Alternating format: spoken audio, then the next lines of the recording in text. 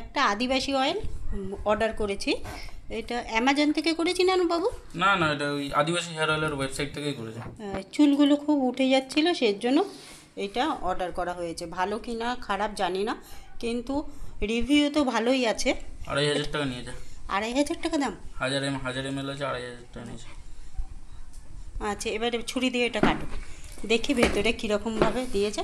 Packing তো খুব ভালো করেই করেছে। এটা আবার কর্ণাটকের থেকে এসছে, সেজন্য অনেক দিন সময় লেগেছে। কতদিন সময় লেগেছে রে? 1 সপ্তাহ মতো লেগেছে। আজকে আমাদের আবার আরেকটা কাজ হয়েছে। আমার চিকু আর পুকুর চুল কাটা হয়েছে। দেখুন ওরা কত রোগা হয়ে গেছে, লোমে মোটা মোটা লাগতো।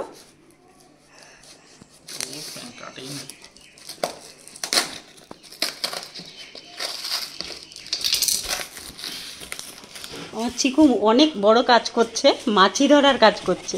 একটা মাছি দেখতে পেয়েছে, তাকে ধরার জন্য ছুটে বেড়াচ্ছে এখানে ওখানে। এই দেখুন তেলটা, এই একটা তেল 1000 ml? না, একটা তেল আছে না, দুটো আছে। ও আরেকটা আছে?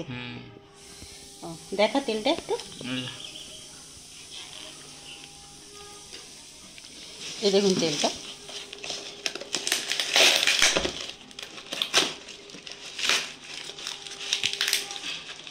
দু 2027 পর্যন্ত ব্যবহার করা যাবে।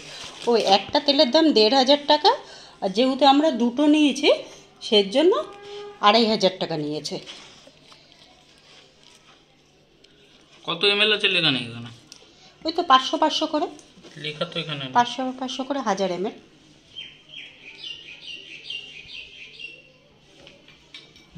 লেখা নেই কত ml আছে, 500 500 করেই আছে।